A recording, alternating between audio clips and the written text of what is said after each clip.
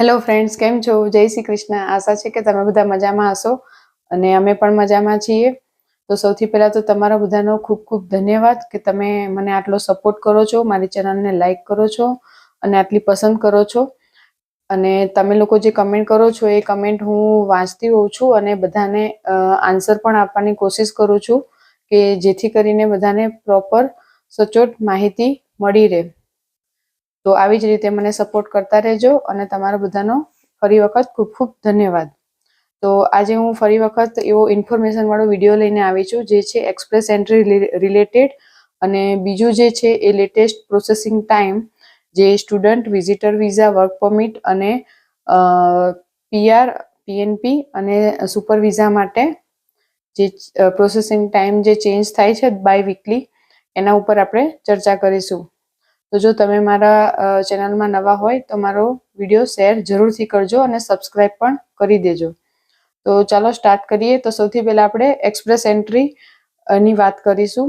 તો બધાને ખબર હશે કે ભાઈ એક્સપ્રેસ એન્ટ્રીમાં જે પ્રોફાઇલ છે એકદમ સ્ટ્રોંગ હોવી જોઈએ, સારા એવા બેન્ડ હોવા જોઈએ. 8777 તમારે બેન્ડ આવે અને તમારી પ્રોફાઇલ, તમારો જો CRS સ્કોર જે છે એ અત્યારની કન્ડિશન પ્રમાણે 500+ થાય ત્યારે તમે એક્સપ્રેસ એન્ટ્રીમાં તમારી પ્રોફાઇલ ક્રિએટ કરી શકો છો. તો એની અંદર પ્રૂફ ઓફ ફંડની જરૂર હોય છે. જે વ્યક્તિ દીઠ તમે જે પ્રૂફ ઓફ ફંડ બતાવો છો, ઇટ મીન્સ કે તમે કેનેડામાં આવો અને આવતા વેત તો કોઈની પાસે જોબ ન હોય, તો એ પ્રૂફ ઓફ ફંડ એની માટે બતાવવાનું હોય છે કે તમે અહીંયા આવો તો તમે અહીંયા સ્ટાર્ટિંગમાં સર્વાઈવ કરી શકો. જેટલા મેમ્બર્સ તમે આવ્યા છો, તમે એટલીસ્ટ તમારું કોસ્ટ ઓફ લિવિંગ તમે એમાંથી ચલાવી શકો. તો IRCC તરફથી અપડેટ છે કે એક્સપ્રેસ એન્ટ્રી ફાઇલ મૂકવાની હોય તો કેટલું પ્રૂફ ઓફ ફંડ જોશે, આપણે એના વિશે વાત કરીશું. તો લેટેસ્ટ અપડેટમાં એવું છે કે આ વર્ષે બીજી વખત આ પ્રૂફ ઓફ ફંડ ચેન્જ કર્યું. પહેલાં પણ ચેન્જ કર્યું હતું, આ બીજી વખત અપડેટ આવ્યું. તો આ જે ઇફેક્ટ છે એ 28 મે 2024 લાગુ પડશે. 28 મે 2024 લાગુ પડશે. હવે આજે થઈ 15 મે, તો લગભગ તમારી પાસે 12 થી 13 દિવસ બાકી છે, તો તમે અપડેટ કરી શકો છો. તો તમારી જે એક્સપ્રેસ એન્ટ્રીની જે પ્રોફાઇલ અપડેટ કરી દેજો અને તમારી ફેમિલી મેમ્બર પ્રમાણે લેટેસ્ટ પ્રૂફ ઓફ ફંડ જે છે એ તમે જો અપડેટ નહીં કરો તો તમે ઇનએલિજિબલ થઈ જશો અને ફરીથી તમારે ફાઇલ મૂકવી પડશે. અને જે લોકોએ ઓલરેડી ફાઇલ મૂકેલી છે અને AOR સુધી આવી ગયા છે, AOR આવી ગયું છે, એ લોકોને કોઈ પ્રોબ્લેમ નથી. પણ જે નવેસરથી જે ફાઇલ મૂકવાના છે, જે લોકોને હજી સ્ટાર્ટ થઈ છે, ફાઇલ ફાઇનલ સબમિટ થવાની બાકી છે, તો એ લોકો માટે આ એકદમ જરૂરી એવા ન્યૂઝ છે કે પ્રૂફ ઓફ ફંડ અપડેટ કરી દેજો. અને એ જે ચેન્જ છે એ મેં તમને ડેટ કીધી ત્યાંથી એપ્લિકેબલ ગણાશે. અને હું જે આ પ્રૂફ ઓફ ફંડ છે એ હું તમને વિડીયોમાં ફોટો તમે જોઈ શકશો.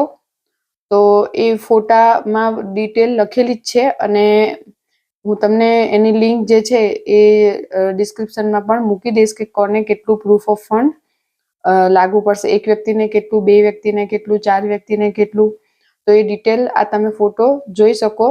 તો તમે આ ફોટો જોઈને તમને ખબર પડી જશે કે તમારે આટલું પ્રૂફ ઓફ ફંડ વધારવાની જરૂર છે. હવે બીજું જે અપડેટ છે, લેટેસ્ટ પ્રોસેસિંગ ટાઈમ. તો બધા લોકો જોતા જ હોય છે, કારણ કે જે લોકોએ ફાઇલ મૂકી હોય એમને એવું હોય કે ભાઈ ક્યારે વિઝા આવશે, ક્યારે વિઝા આવશે. તો બધાને ખબર છે કે ભાઈ IRCC દર વીકલી એ લોકો પ્રોસેસિંગ ટાઈમ જે છે એ ચેન્જ કરતા જ હોય છે.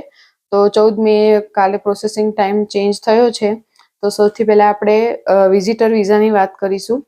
તો વિઝિટર વિઝાનો લેટેસ્ટ પ્રોસેસિંગ ટાઈમ 28 દિવસનો છે આઉટસાઇડ કેનેડા, અને ઇનસાઇડ કેનેડા 25 દિવસ. તો લગભગ અત્યારની કન્ડિશન પ્રમાણે જોવા જઈએ તો બધાના વિઝા 10 થી 15 દિવસમાં અપ્રૂવ થઈ જતા હોય છે વિઝિટર વિઝાના.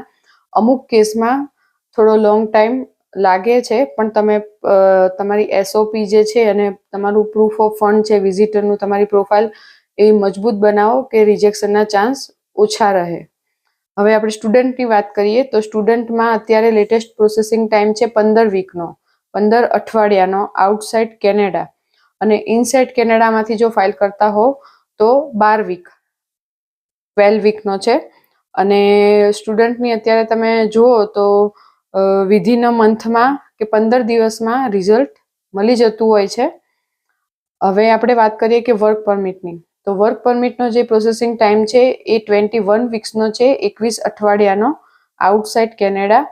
અને એમાં એવું છે કે જો તમે ક્લોઝ વર્ક પરમિટમાં ફાઇલ મૂકી હોય છે LMIA થ્રુ, તો 2 થી 2.5 મહિનાની અંદર વિઝા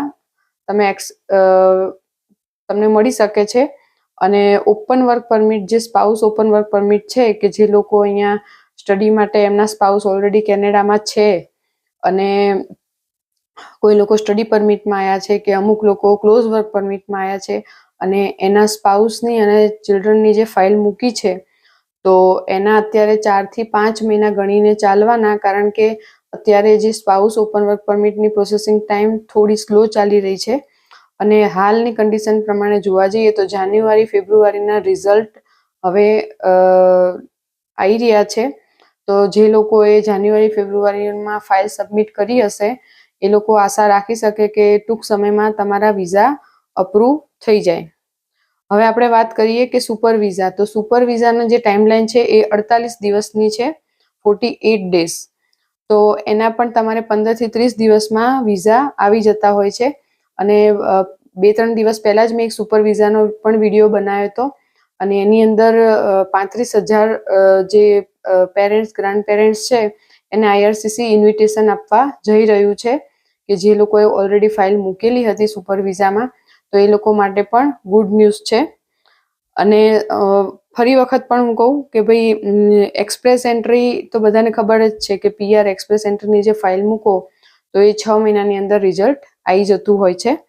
અને જે રૂરલ પ્રોગ્રામ અત્યારે ચાલી રહ્યો છે, કે જે વિલેજ ડેવલપ કરવા માટે જે IRCC રૂરલ પ્રોગ્રામ ચલાવે છે, તો એની જે ટાઈમલાઈન છે એ 12 થી 18 મહિનાની ગણતરી કરીને ચાલવાની.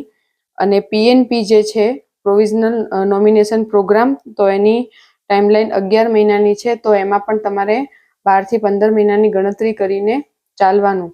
આ વિડીયો બનાવવાનું કારણ એક જ હતું કે લોકો મને કમેન્ટ કરતા હોય છે કે ભાઈ અમે આ તારીખે ફાઇલ મૂકી હતી તો અમારો વિઝા ક્યાં સુધીમાં આવશે, કે આ તારીખે અમારે બાયોમેટ્રિક થયું હતું તો ક્યાં સુધીમાં અમને વિઝા મળશે.